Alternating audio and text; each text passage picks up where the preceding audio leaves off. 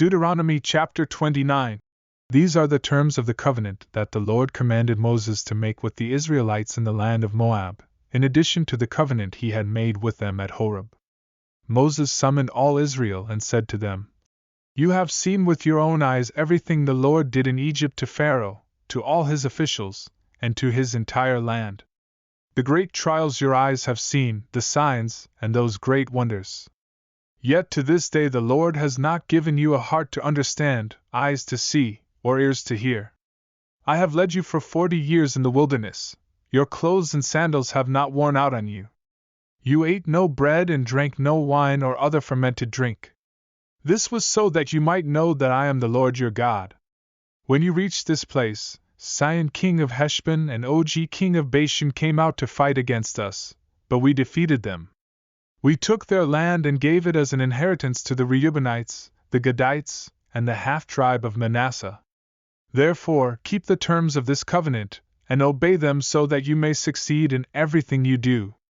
You are all standing today in the presence of the Lord your God, your leaders and chief men, your elders and officials, and all the other men of Israel, together with your children and your wives, and the foreigners living in your camps who chop your wood and carry your water. You are standing here in order to enter into a covenant with the Lord your God, a covenant the Lord is making with you this day and sealing with an oath, to confirm you this day as his people, that he may be your God as he promised you and as he swore to your fathers, Abraham, Isaac, and Jacob. I am making this covenant, with its oath, not only with you, who are standing here with us today in the presence of the Lord our God, but also with those who are not here today. You yourselves know how we lived in Egypt and how we passed through the countries on the way here. You saw among them their detestable images and idols of wood and stone, of silver and gold. Make sure there is no man or woman, clan or tribe among you today whose heart turns away from the Lord our God to go and worship the gods of those nations. Make sure there is no root among you that produces such bitter poison. When such a person hears the words of this oath and they invoke a blessing on themselves, thinking, I will be safe, even though I persist in going my own way, they will bring disaster on the watered land as well as the dry. The Lord will never be willing to forgive them.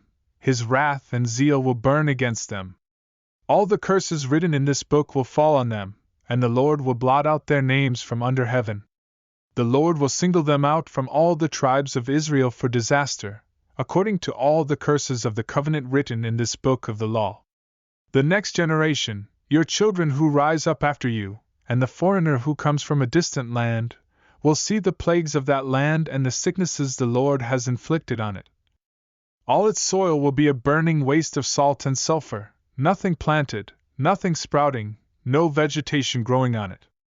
It will be like the destruction of Sodom and Gomorrah, Admah and Zeboyim, which the Lord overthrew in fierce anger. All the nations will ask, why has the Lord done this to this land? Why this fierce, burning anger?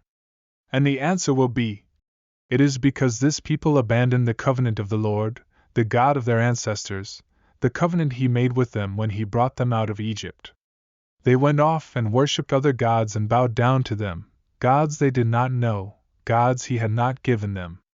Therefore, the Lord's anger burned against this land, so that he brought on it all the curses written in this book.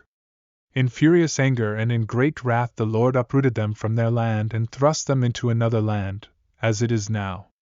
The secret things belong to the Lord our God, but the things revealed belong to us and to our children forever, that we may follow all the words of this law.